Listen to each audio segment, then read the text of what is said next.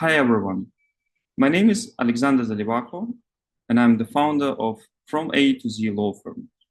One of the areas of our expertise are sanctions, and in a series of presentations called Sanctions 360 Degrees, we will look into major sanctions economic regimes and the way they affect the lives of private individuals and corporations.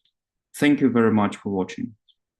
In today's presentation, we would accept the geographical coverage of our series, Sanctions 360 Degrees, and we would look into the sanctions regimes which are currently in place with respect to one of major oil powers in the world, Libya. And more specifically, we will talk about the following points. We would first of all set the stage for discussing the sanctions which are relevant for Libya, because this would help us to understand better the logic of the current sanctions regime in place with respect to this jurisdiction. We would do so by making a quick summary of the recent political developments in the country, as well as summarizing key economic players which determine Libya's economy as of today. And then we would briefly touch upon three major sets or categories of sanctions: arms embargo, asset freeze and travel bans, which purpose is mainly to address peace and security in the region; energy-related sanctions, which are aimed to ensure that the revenues from export of oil is used for the benefit of the Libyan people as a whole; and the finance sector-related sanctions, which purpose is largely to preserve certain financial assets for the benefit of the Libyan people. And we will try to consider whether the objectives set up by the sanctions are achieved or achievable in the current environment. So let us first of all look at the stage, the geopolitical stage where we are. I put here the map of Libya, where we can see that the country is divided between two political factions which emerged following the toppling of Muammar Gaddafi regime at the end of 2011. In essence, following the Arab Springs in the region, in spring 2011, various unrests started also in the region of North Africa, including Egypt, Tunisia, and Libya was also affected, largely led by student demonstrations, but also protesters from all types of circles. People demanded democratic change in the region. That change was suppressed by Gaddafi regime, which resulted in the UN Security Council passing various sets of resolutions, which initial purpose was actually to support the civilian population and to put pressure on Gaddafi regime to stop violence. Nevertheless, this purpose was interpreted by some members of the UN Security Council, including France, the UK, and the US, as a justification for a military intervention in the country, which resulted in bringing down the Gaddafi regime by the autumn of 2011. Following these developments, the idea was that the country would be reunified by a new democratically elected government called the Government of National Accord. And indeed, for a short period of time, between 2011 and 2014, elections were held in Libya and institutions were put in place, which at that time gave the hope for the follow-up democratic process has been set up in the country. Unfortunately, none of these proved to be sustainable in the long term. Already in 2014, so in essence, 2.5 years after, a civil war erupted in Libya, whereby the western part of the country and the eastern part of the country split in between two warring factions. The west part was represented by the UN-sustained government of national accord, and the eastern part was led by a so-called military leader, martial warlord, depending on how you would wish to classify a person, but in essence, the person controlling this part of the country, Khalifa Haftar, a long-term associate of Muammar Gaddafi himself, who fled the country and was living in the West for a long period of time and then returned to Libya at the time of the fall of Gaddafi regime. This civil war continued for a long period of time, almost for 6 years, and resulted in the unsuccessful siege by Khalifa Haftar of Tripoli in 2019. And following that unsuccessful siege, it became clear that none of the warring factions can in effect prevail, and they will need to coexist at least for some time. And that resulted in the UN brokered peace accord of 2020, where in essence the peace agreement was signed between two factions which de facto recognized their existence, and the idea was that both of them will participate in the management of those areas of the economy which basically were supposed to benefit the entire country. Having said this, it would be incorrect to think of the current situation in Libya as a country being split between these two warlords or two factions. There are multiple other divisions which continue to break apart the country, and in effect we can see on the map that both of these factions control the minority part of the territory, although that's the part where most of the population lives. So that's the areas in the north at the Mediterranean Sea, where most of the largest cities are situated, as well as the major discovered oil fields are located. A substantial part of Libyan territory in the south and the center of the country is a desert, which is very sparsely populated, and there the control of both factions is nominal, and in fairness, local tribal leaders or local warlords may exercise much stronger hold over areas of the country than any of the generally recognized big powers in the region.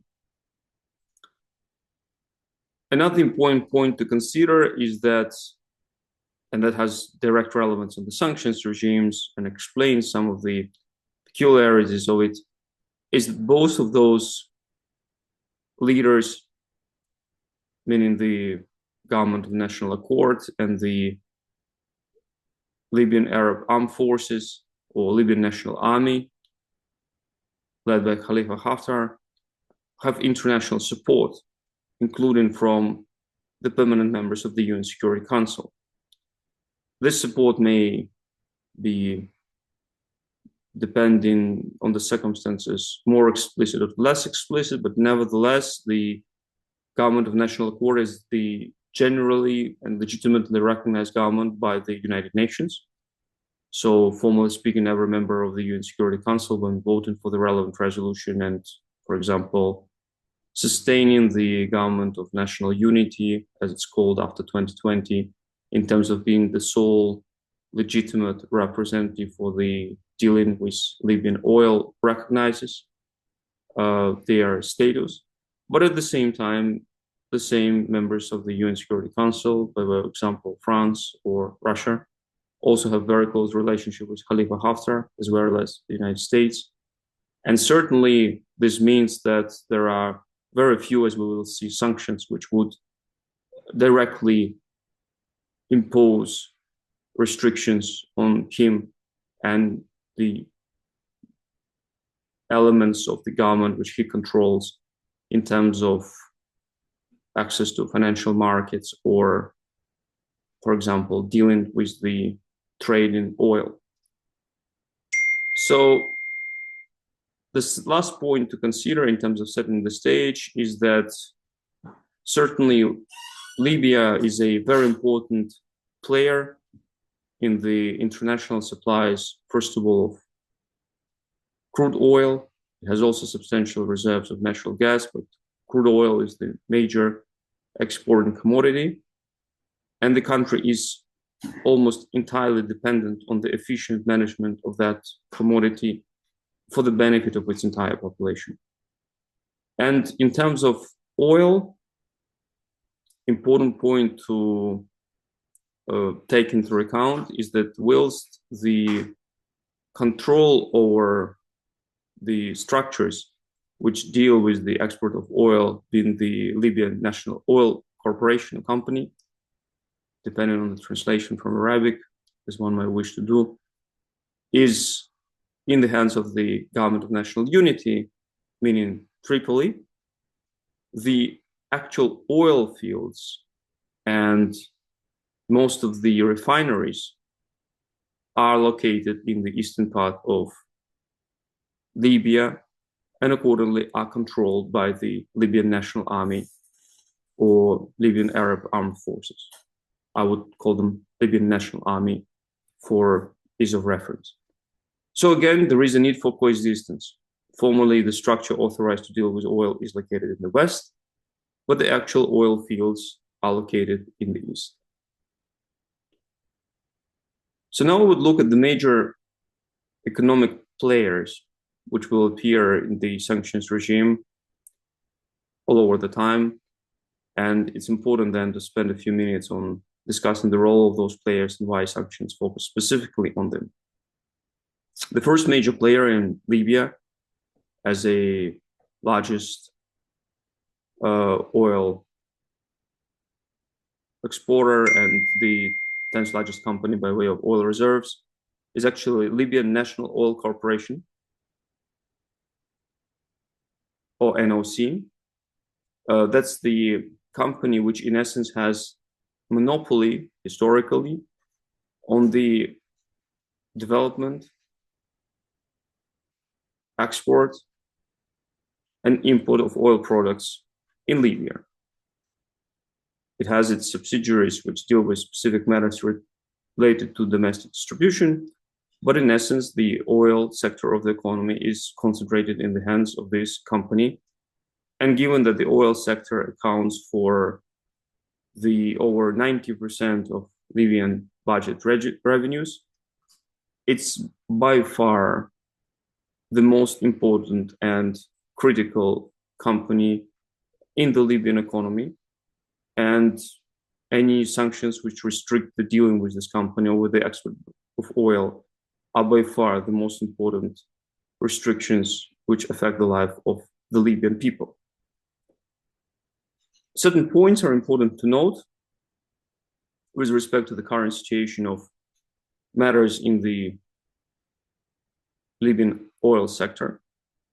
Following the civil war, there is a substantial disruption to the, of course, extraction of oil, but in first place to the refining capacity of Libya.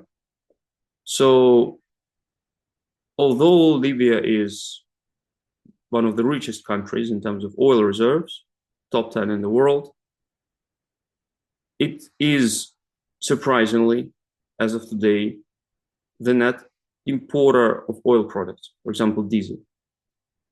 The reason for this is, as I mentioned, that during the civil war, substantial number of refinery facilities were destroyed, and accordingly, the country exports oil, but is not able to produce the amount of oil products which is required for its domestic consumption. And this is even though Libya has a very small population of less than 8 million people. Second point to note about the Libyan market, and that's why the company is important, not just because it consolidates the trade in oil, but it also manages all these complex nuances of the operation of the local market, is that certainly as oil is the main commodity of the market, it's highly subsidized for the local people. So for example, the oil products which are imported into Libya are sold at the domestic market at a highly subsidized price. Certainly, this situation gives rise to various smuggling opportunities when, for example, unscrupulous domestic players may claim that they would acquire these petroleum products for their own needs, for example, to maintain electricity or energy production in certain cities, but would then divert a part of those oil products back to the external markets for the purpose of selling them at a premium and then using these monies for primarily military purposes. So for that reason, the trade of petroleum products and certainly of crude in its first place is an important element, not just in terms of arranging the functioning of the economy and the well-being of the people, but is also the direct source of revenues which fuels the ongoing military conflict, because in essence that's the only commodity with which the parties can gain substantial financial resources, which they won't then be able to use to purchase the weapons, to hire new combatants, either within Libya or in other countries, and by doing so sustain the ongoing military conflict in the country. So the important point to understand is that the management, transparency, and clarity over how Libya trades in its crude and in its petroleum products is absolutely critical, not only for the well-being and reconstruction of the country, but is also for, let's say, taking the fire from the military conflict. The third important element of oil comes from the points which we earlier discussed, that although the national oil company is located in Tripoli, so in the area controlled by the government of national unity in the west, the major oil fields are located in the east. And so this requires a degree of cooperation between two parties. And this also permits the parties to exercise pressure over an opposite party in terms of blocking, for example, the export of crude oil from Libya. As oil is the main source of resources, it is also used for the purpose of paying, for example, salaries to civil servants, again, all over the country. And again, this gives rise to complex issues of, on the one hand, consolidation of the revenues from the trade in oil, but on the other hand, fair redistribution of those revenues within both west and eastern parts of the country, and also south, of course, and making sure that those revenues really come to those people who are entitled to them. The second important player in the Libyan economy is the so-called Libyan Investment Authority, which is in essence the Libyan Sovereign Wealth Fund, which accumulated access from the trade of oil exports and is supposed to invest those proceeds into various long-term equities and securities and other financial instruments for the purpose of generating, let's say, a cushion, financial cushion for the longer term development objectives of the Libyan people. Certainly, most of those investments are made outside of Libya and outside of the African continent altogether. So the Libyan Investment Authority would typically invest in the European, US, or other markets, as basically any sovereign wealth fund will do today. And this means that a substantial amount of their assets is actually located outside of the country and is invested through various financial institutions into financial instruments, both equity and debt instruments, And the relevance of that would be again clear when we discuss the current set of sanctions in a second. The last two players, which are important to mention, is the Central Bank of Libya and Libyan Foreign Bank, which is in essence the subsidiary of the central bank dealing with the commercial offshore operations. So it has branches outside of Libya or subsidiaries outside of Libya, and they do normal commercial banking. The central bank, in addition to standard central bank functions, the monetary policy of the country, foreign exchange policy of the country, also has some specific functions given the focus of the economy on one export product and the dependence on the economy of that export product, like, for example, controlling the payments in respect of the export of oil, as well as the processing payments to, for example, civil servants. So an important point to note that the role of central bank is not limited to general central bank functions, as one would expect, but is also covering certain functions which would be typically covered by commercial banks, which makes it essential for an economy also from the day-to-day life of the individuals. The recent set of Libyan sanctions started with the Arab Spring events, which we discussed at the beginning of the presentation, and they can be generally divided into two stages. The first one was basically in 2011, when Gaddafi was still in power, and when the main focus of those sanctions was to put pressure on the regime to stop the violations of human rights and use of force against civilians.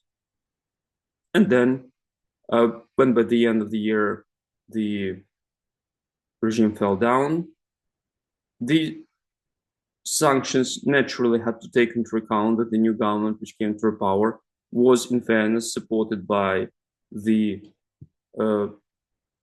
United Nations. And they had then to be more balanced towards, on the one hand, relaxing those restrictions which made, in essence, impossible the operations of the country, and certainly that was also done to support the newly elected government. But at the same time, take into account that the transitional period, basically since very beginning, was highly uncertain, and accordingly, there was a substantial risk of, for example, dissipation of the assets under the management of the Libyan Investment Authority. 3 sets of sanctions have been introduced and are maintained up to today in certain, although modified form. The first and the most important are certainly arms embargo-related sanctions and asset freeze and travel ban sanctions with respect to those individuals who are directly involved in the military conflict in Libya or undermine Libyan democratic institutions or otherwise involved in, for example, human trafficking or trafficking of drugs, or the breach of arms embargo itself, for example. So that's the sanctions which are aimed at pushing the sides towards the peaceful reconstruction of the country that has been and remains the main focus of the Libyan sanctions. And then those sanctions are complemented by additional sanctions, which are aimed at the energy and the financial sector of Libya, and those sanctions have been substantially modified over the years. At the national level, the UN member states are supposed to implement the UN sanctions in their national legislation frameworks. And here I give the examples of how this has been accomplished in major Western jurisdictions in the United States, the UK, and the European Union. So now let's look closer at major categories of sanctions which are still in place and affect the relationships with Libya. The first and obvious set relates to restricting trade in arms, weapons with Libya. And it's important to note that those restrictions apply both with respect to trade with the government of national unity and with respect to trade with the eastern part of the country, controlled by Khalifa Haftar and Libyan National Army. And the restrictions apply both to export, import, and transit of any type of weapons or arms through the Libyan territory. So technically speaking, even the temporary entry in the Libyan ports of warships or aircraft requires compliance with the sanctions embargo related to the arms and weapons. It's a pretty comprehensive and indeed embargo type sanctions related not just to items, but also to brokering services, to financial services. And training would be one of those examples where the breach commonly occurs when various countries involved in the region provide trainings related to the military personnel for various war infections. So training is a part of services which is restricted by the UN sanctions, and accordingly, the authorization of the UN Security Council Sanctions Committee, which is established for the purpose of management of the UN sanctions, is required. The exceptions to the arms embargo are very limited. In essence, they are limited to either non-lethal weapons. So we talk, for example, about air rifles and this type of weapons. Or the, again, protective weapons or light armory used for the purpose of the UN personnel, media personnel, or humanitarian and development workers present in the region, and even those type of weapons which are strictly limited for the use of these groups of persons, requires the prior identification to the UN Security Council's Sanctions Committee, who may object to their transportation to Libya. Any other type of interaction with the arms and weapons and services related to those categories of goods requires the approval of the Sanctions Committee of the UN Security Council. So the embargo is pretty comprehensive. And by way of example, for example, to demonstrate what may result in the breach of embargo, one of the air companies of the European Union provided a helicopter for allegedly civil purposes. So it was a civil helicopter used for the transportation of medical workers. The company made an inspection of the site where the helicopter was supposed to be used. Nothing indicated that that site would be used for any kind of military purposes, but when the helicopter arrived to Libya, it was actually used by the senior military command for the purpose of their transportation to the same site, which it appeared is actually military training. So that was classified as a breach of the sanctions, and the company was basically found responsible for not doing sufficient due diligence as to the presumed purpose of what was on its face a civil aircraft used for civil purposes. Another example when one would typically expect that the arms embargo will not be implicated relates to temporary entry in Libyan territorial waters by, for example, warships or military aircrafts for the purpose of humanitarian missions. Again, notification of the UN Security Council is required in these circumstances, as even if this type of operations fall within the restrictions of the arms embargo. So it's a pretty comprehensive type of sanctions which require careful attention by both the governments and the operators. The second set of sanctions relates to the energy sector, which, as we've discussed, is of paramount importance, both for the overall economic reconstruction of Libya, as well as day-to-day life, as well as potential source of revenues which can maintain ongoing military conflict.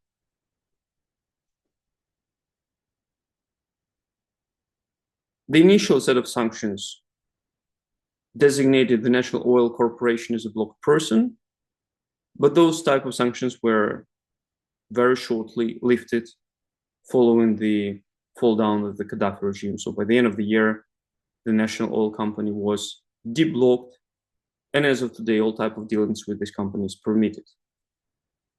Surprisingly, despite the importance of oil sector for the reasons which we've discussed at length, there are very limited formal restrictions with respect to the operations dealing with Libyan oil at the UN level and at the level of UN member states.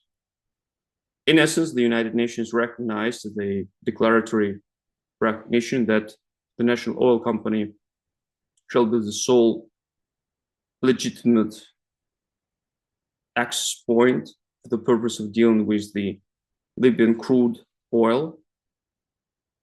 However, as far as the actual restrictions are concerned, the measures taken so far are limited to the designation of the vessels, which are reported to the UN Security Council Sanctions Committee as being involved in illicit trade of Libyan oil.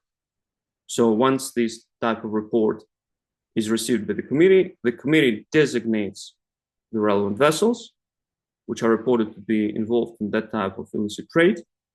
And following this designation, in essence, the member states shall not allow them access to their ports, bunkering services, as well as prohibit all type of financial operations or commercial operations with the oil on board in these vessels.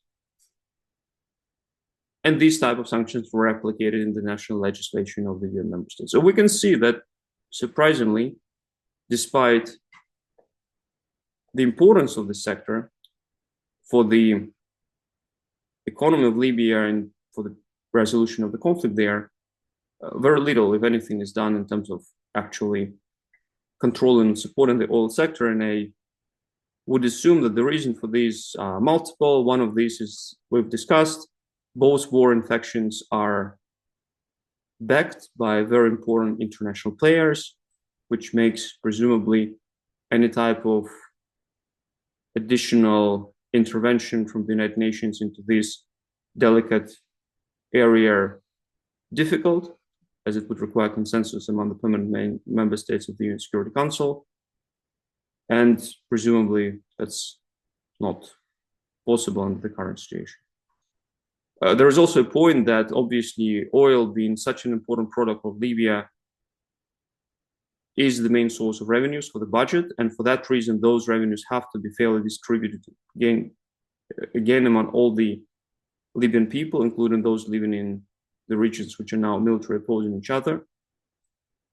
And for that reason, for example, it is clear that none of those regions can be excluded from the distribution, including also for the reasons of the split of the production, export, and the management of oil between east and west of the country, which we've discussed.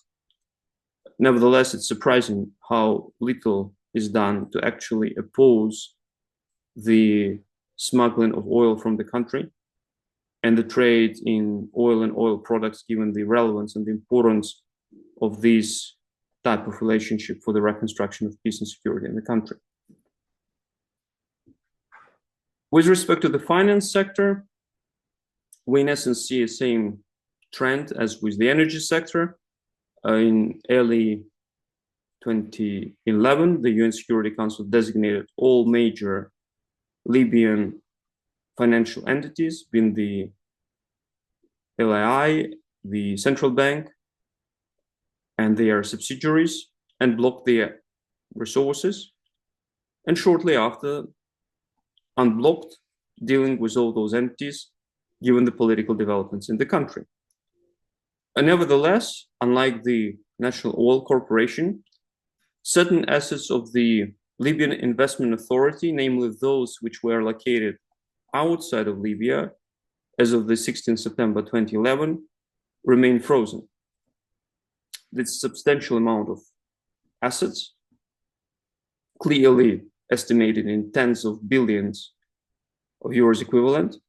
So those assets remain frozen, and the Libyan government has no access to those assets. And the reason for this is the ongoing political instability in Libya, which creates presumably high risks of their dissipation if returned to the government at this moment. Nevertheless, the UN Security Council has clearly made clear that those assets are preserved for the benefit of Libyan people. So the purpose of ongoing freeze is to preserve them for the benefit of Libyan people. And those assets shall be returned to the Libyan people once the country is capable to manage those assets. It's important to note that the current situation, when a substantial amount of the assets remain frozen, seems to be not adequate, because the freeze of assets, in essence, prohibits any type of dealing in those assets, including their reinvestment in other, for example, financial instruments. And as the time passes by now we have already more than 10 years have passed since the original asset freeze was put in place. Obviously, those assets which were invested, for example, in debt securities, to a large extent matured, and now are represented by the cash in accounts. And if that cash cannot be invested in any type of assets, that by itself results in the depletion of those assets and resources, because certainly banks where those assets are held continue to charge their fees. And the evidence is that many of those banks continue to charge even their asset management fees, despite no asset management being provided to the country. In addition to this, although since 2022 we saw central banks substantially increasing interest rates in almost every Western jurisdiction, substantially above zero, even during 2022, many of those banks continued to charge Libyan Investment Authority the negative interest rates on those assets, which, given their amount, resulted in the fees, charges, and negative interest rates in excess of tens of millions of euros being charged to the Libyan Investment Authority. So certainly that created the problem that, despite the declared purpose of preserving the assets for the benefit of the Libyan people, in effect, the assets get depleted.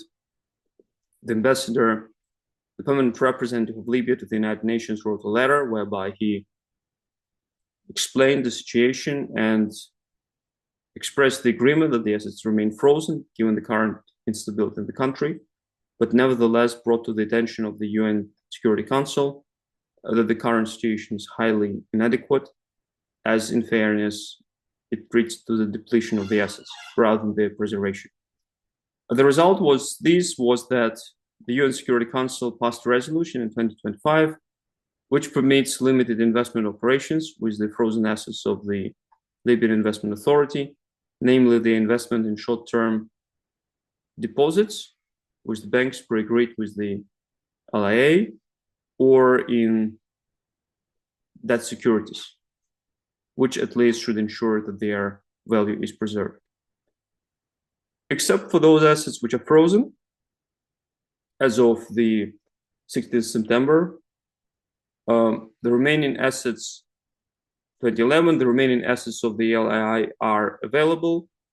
And in general, the dealings with this institution, as well as the other institutions of Libya, are permitted.